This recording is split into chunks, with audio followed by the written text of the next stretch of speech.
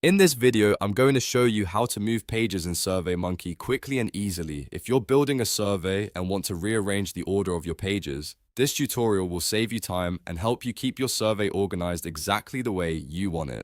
Whether you're moving a question page higher up, placing a new section in the right spot, or just cleaning up the flow of your survey, this is the simplest way to do it. Before we begin, if this video helps you out, make sure to hit the like button and subscribe for more easy software tutorials just like this one.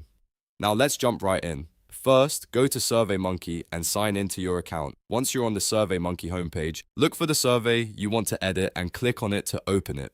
This will take you into the survey builder where you can make changes to your pages. Next, scroll through your survey until you find the section where the page you want to move is located. When you're in the right area, look for the More Actions menu. This is where SurveyMonkey keeps several page-level options, including the one we need for moving a page. Click on More Actions, and from the drop-down menu, choose Move Page. This will open the page move settings so you can decide where the page should go.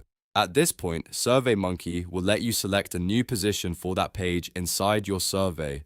Now click on the Page drop-down menu. You'll see the available page positions listed there. Select the page location you want your current page to move to.